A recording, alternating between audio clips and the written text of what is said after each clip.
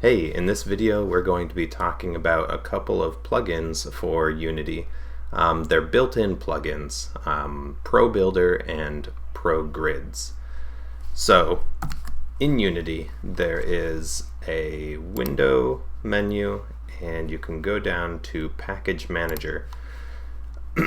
This lists a bunch of built-in packages that are already included with Unity. And you should go to Advanced, Show Preview Packages so that you can see the full list of them. It updates kind of slowly. There's a lot of information here that it has to read and load in. So once you show Preview Packages, you'll be able to see all the rest of the packages available. And the ones we're interested in, they are ProBuilder and ProGrids. So let me start installing this one. So ProBuilder is a tool for editing geometry within Unity. It's sort of like taking a little slice of a 3D modeling program and putting it into the Unity editor. So it can be pretty handy for setting up objects. You can create reusable objects in geometry. But it's especially good for one-off geometry, things that you don't really need a whole other program just to create. And as you can kind of read here too, it supports UV editing, so you can change the way that textures are mapped onto the geometry.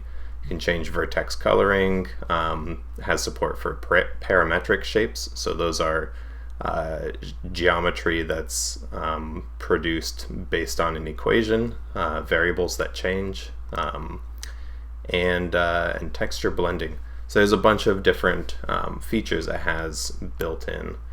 It looks like it's reloading the package list.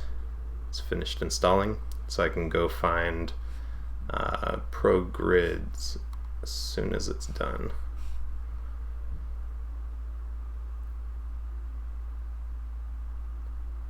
Any day now. So it is really cool. I think I find the most use building like levels and stages for things, but you can also build small objects and collidables and power-ups and stuff. Here we go. ProGrids. Okay, ProGrids should be a little faster to install. So ProGrids adds in some functionality that Unity seems to be missing, being able to intelligently snap to a grid as you're placing objects around in your scene.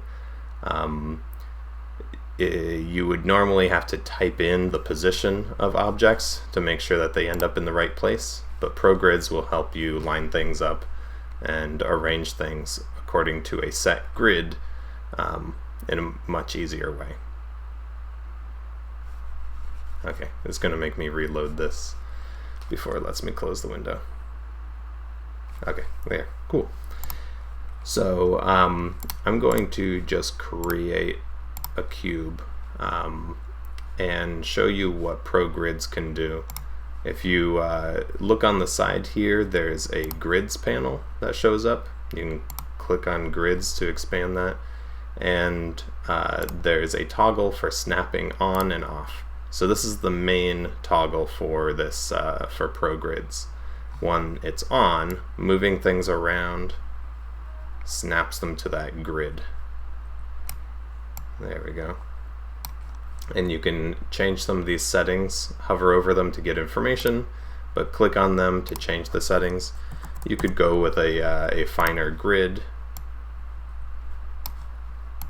or larger grid. And you can also change sort of the visualization of this grid. Right now it's on the XZ plane, so it calls that Y. So it's the plane whose normal is pointing in the Y direction. But you can also change that so that you're looking at this Z plane and this X plane. And you can go into a 3D view which shows you all of those planes at once. But I find it most comfortable to just work with the Y plane. And it depends on what your what you're arranging, because some things you might want to arrange vertically, and then it makes sense to jump into one of these vertical grids. Alright, you can also, this is part of Unity to begin with, rotations are not done by ProGrids. It's not really a rotation grid, but you can do snapping with rotation if you hold down the Control key. So there's some support for snapping to rotations already in Unity. Okay, so in the next video, I'll show you ProBuilder. We'll get into that and explore some of the features together.